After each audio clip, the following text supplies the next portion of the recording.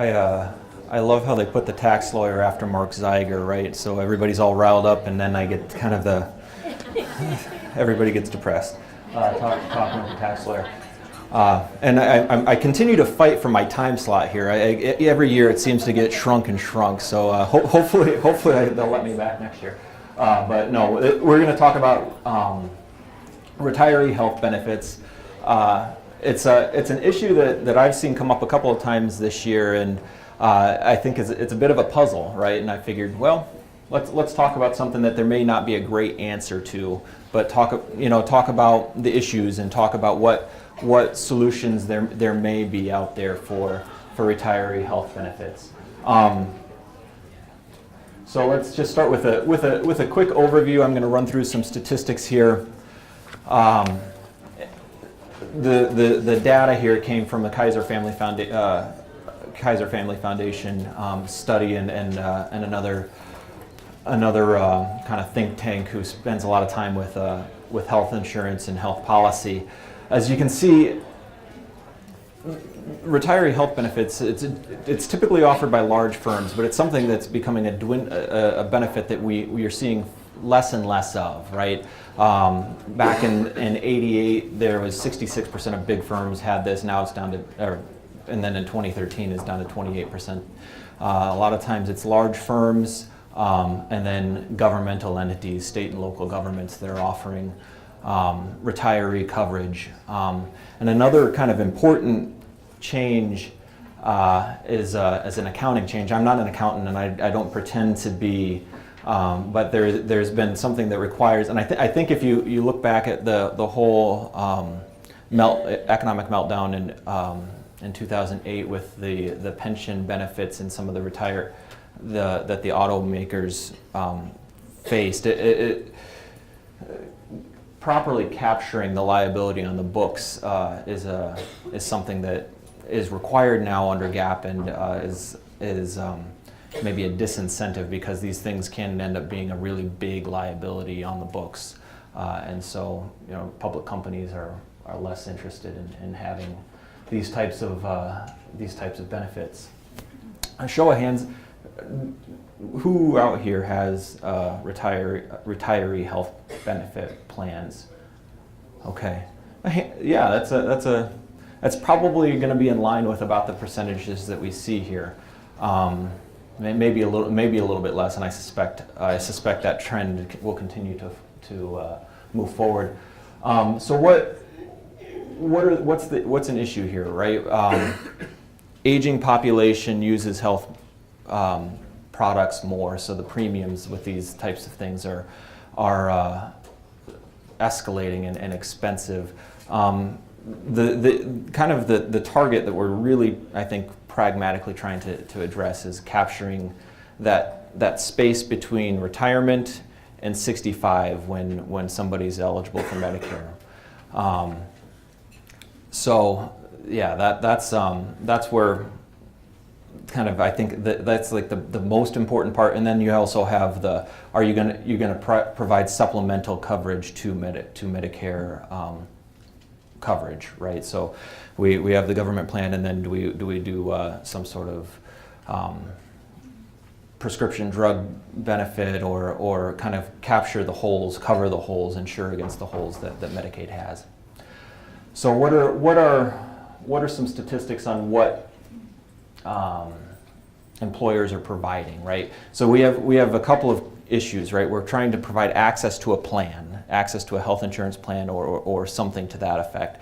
And then we're also, how much is the employer going to pay for that access, or just pay, period. And we're going to talk a little bit more about more defined contribution arrangements and HRAs later on. So you can see we run across the spectrum here. We have some employers paying the full freight, some just allowing the employees paying the full freight. So that would be that 39% would be just allowing access to a plan. We've got a plan, but you employee or you retiree are going to pay the full premium. A much smaller percentage where the employer is paying the full full freight of the full premium cost.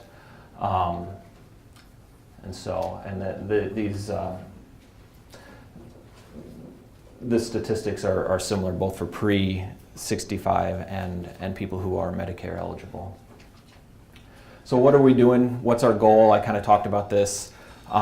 Getting coverage during that gap of somebody who maybe retires early and they're not yet Medicare eligible, and then also providing coverage for the Medicare gaps.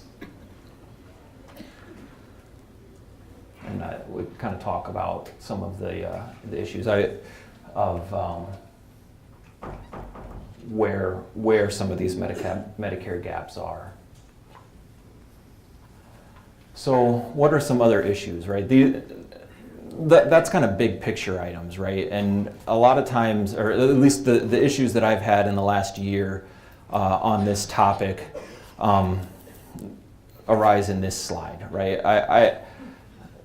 This presentation, this topic, I think is mostly meant to start to get the ball rolling and to be thinking proactively about retiree benefits. If it's something that you all are wanting to provide, it's really difficult to be reactionary, right? It's something that it's like when maybe a cross section of the workforce is getting close to retirement age. That's not a great time to be thinking, okay, what are we going to do?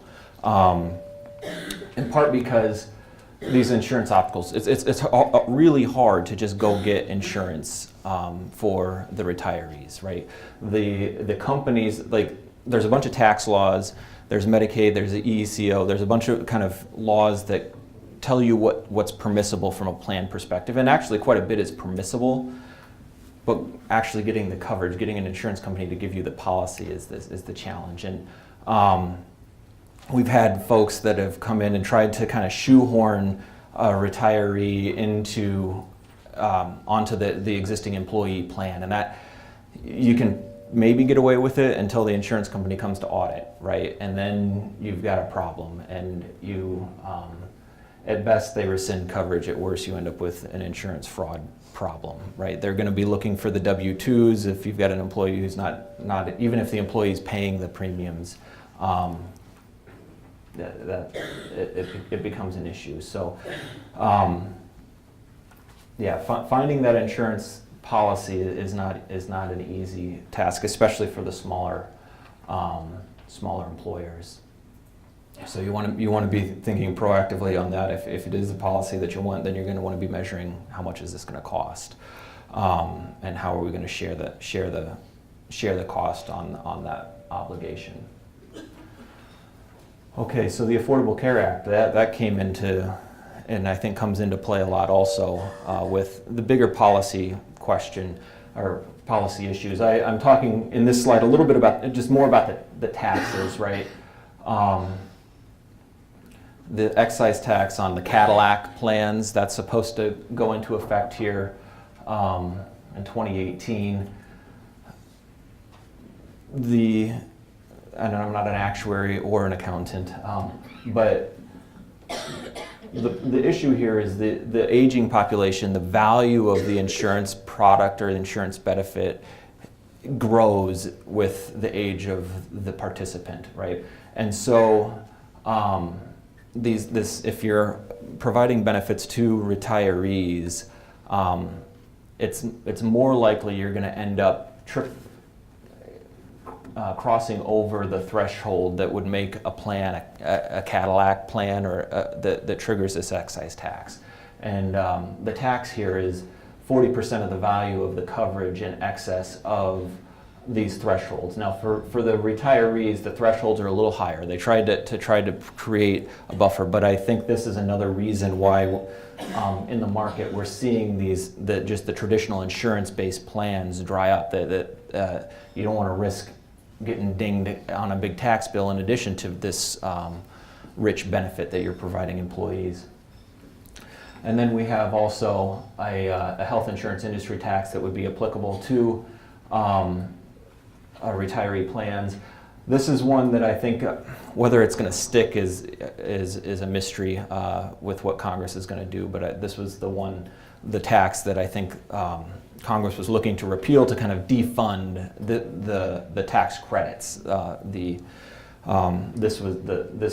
This particular tax was in the ACA used to help offset the cost of the health insurance credits that people in the exchange were getting.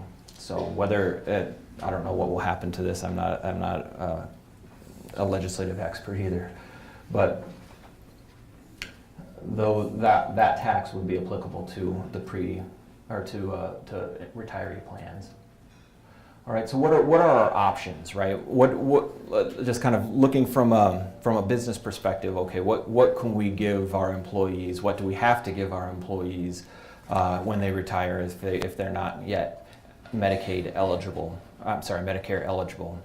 Well, one, everybody here knows how COBRA works. That's kind of the obvious default solution. The problem is that only lasts 18 months, maybe sometimes longer, right? The other options I've kind of run through earlier are employer-sponsored plans, right? Where we have the full-fledged indemnity insurance plan that we would offer retirees. It can be something that we combine with active employees. Again, they got to work with the insurance company on that, whether they're going to allow that.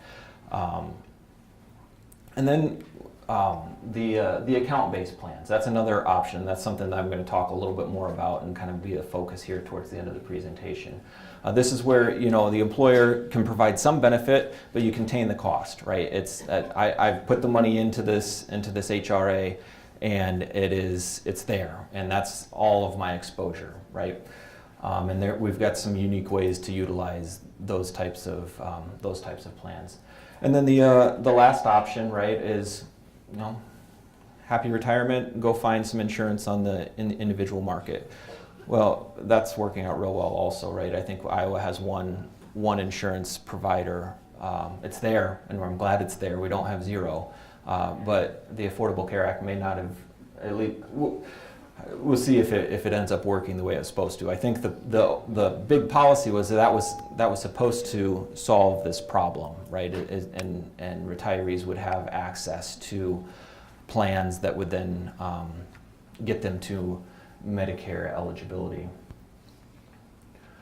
So, an important thing, and this is kind of groundwork for these HRAs, is that retiree-only plans are exempt from a lot of the Affordable Care Act requirements, okay? I think I've given a presentation maybe a year or two ago here at this same event where I talked about health savings accounts and health reimbursement accounts and the requirement that if an employer wanted to use an HRA, a health reimbursement account, it had to be coupled with a full-fledged indemnity insurance plan that complied with all of the ACA requirements, no pre-existing conditions, no lifetime limits, coverage over 26. Retiree-only plans are not group health plans under the Affordable Care Act and are not subject to those requirements, right? So they can be standalone, just accounts that employees can draw on, or that you can reimburse retirees, not employees. That was a mistake. Retirees can draw on. If it was an employee, then we have a problem, but in a retiree, it works. Okay. So what are some requirements here, things to think about? It's got to be its own plan, right? We don't have any employees, separate plan documents, separate SPDs, separate reporting. Don't try and include a retiree plan in your wrap document that covers all of your benefits. That would be a bad thing. It would make it so that it's not exempt, and then you have a whole laundry list of issues. Again, we're going to separate this thing out. It's going to have its own TPA, own account, separate animal. All right, so these are exempt from the ACA. We talked about that. I talked about why. The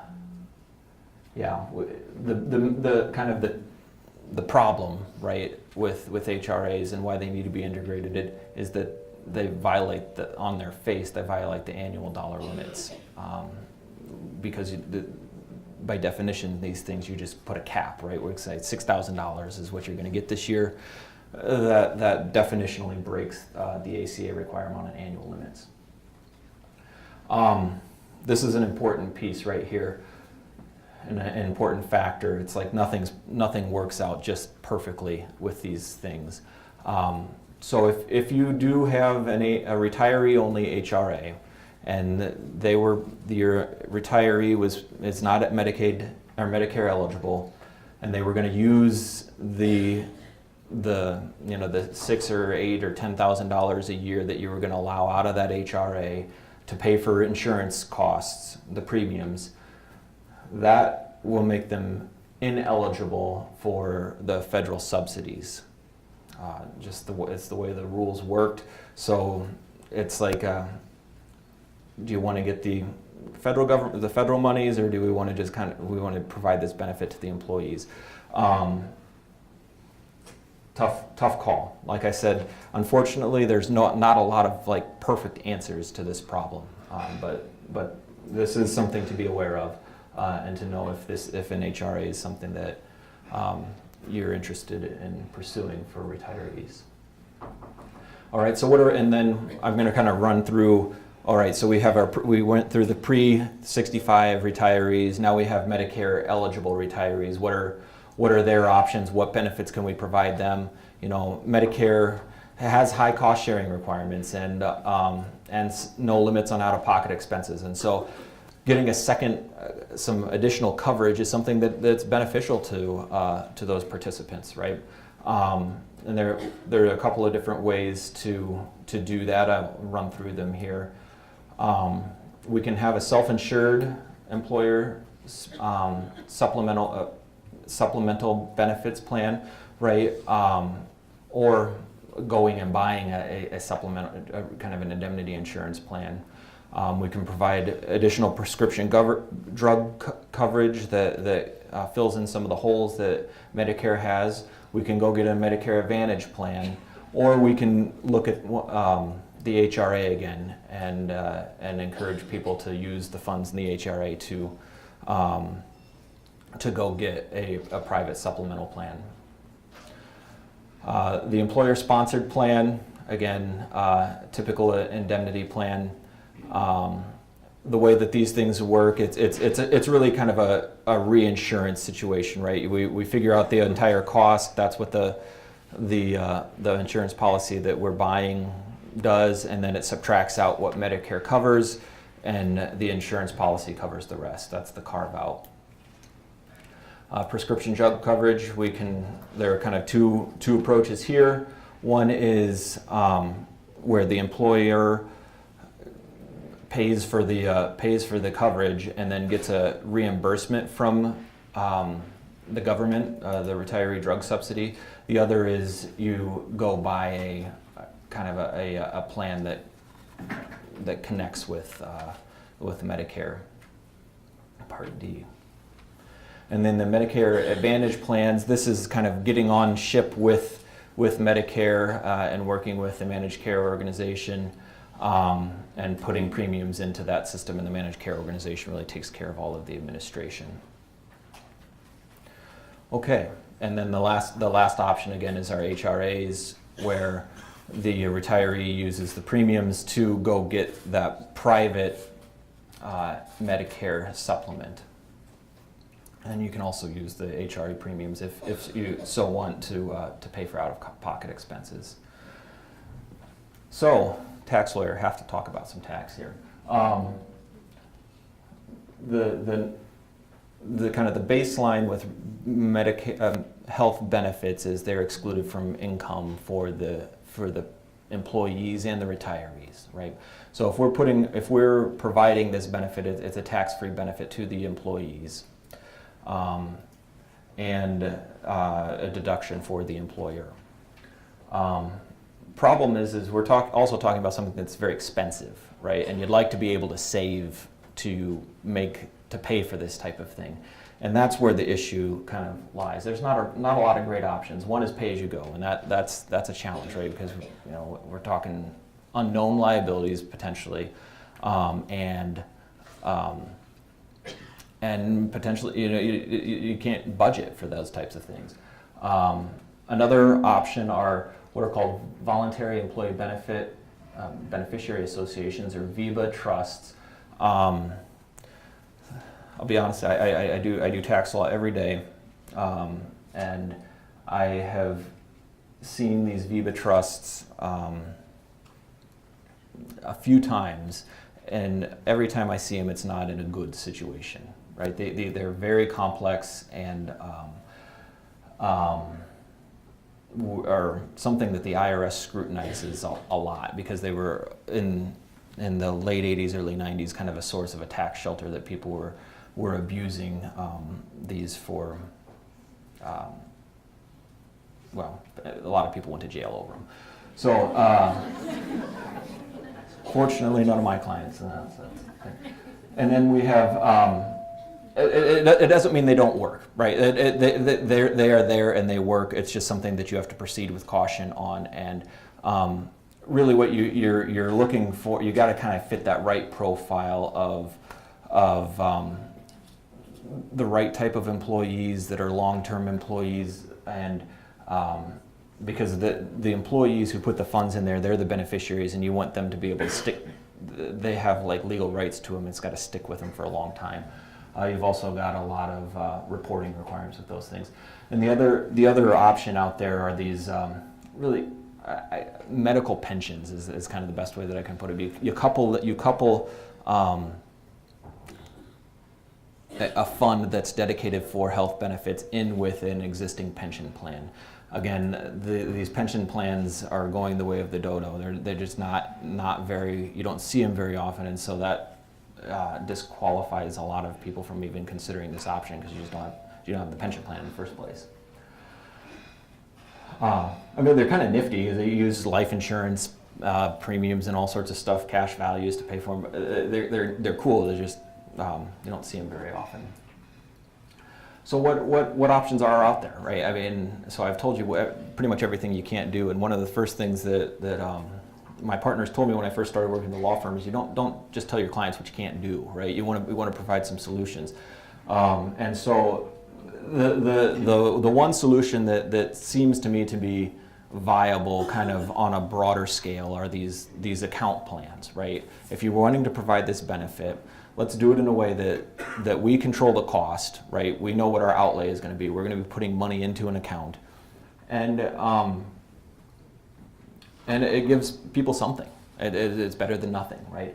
And so these HRAs, what do we need to be able to do an HRA? One, it can't be part of a cafeteria plan, right? This is not something where the employee is putting aside some of their money or deferring some of their wages and putting it in. It's not like your 401k. It's not like an HSA. This is employer dollars going into it. It can only be employer funded, all right? And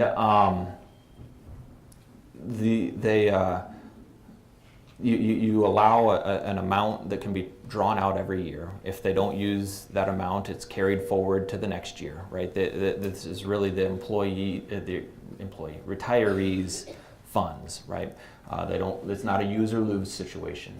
One thing that's kind of interesting here, and the IRS has recently been ruling on this, is the ability to use unused vacation and sick leave to fund these things, right? You can do that over each year, right? If there's unused sick or vacation each year, you could take the balance and put that into this retiree account, right? Turn it to cash and put it into the account. Or you can wait till the end of, if people bank it up and do it at the end, that works too. The contributions are not considered wages, so they're not part of, not subject to employment taxes either. There isn't. That's when it's for the benefit of the retirees, the spouses, and dependents, domestic partners that do have tax consequences for the beneficiaries.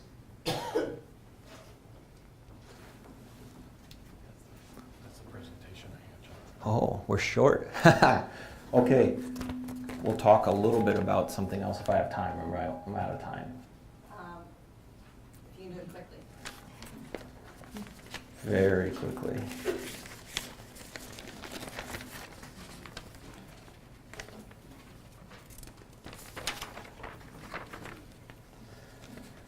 Yeah, so I mean, just the thing about these is one the other tax aspect is that you can't discriminate in favor of highly compensated employees, right? And the other thing is there's a lot of flexibility, even like if you stay within those confines, this can be something that you have long vesting schedules to. You can vary, you know, first 5 years we put $500 a year in, the next 10 years we put $1,000 a year in, and so forth. So there's a lot of flexibility in plan design, and you can be creative in how to incentivize participation. It can be like participation in a wellness plan gets you some funds put into this thing. So that's retiree health benefits in a very short period of time.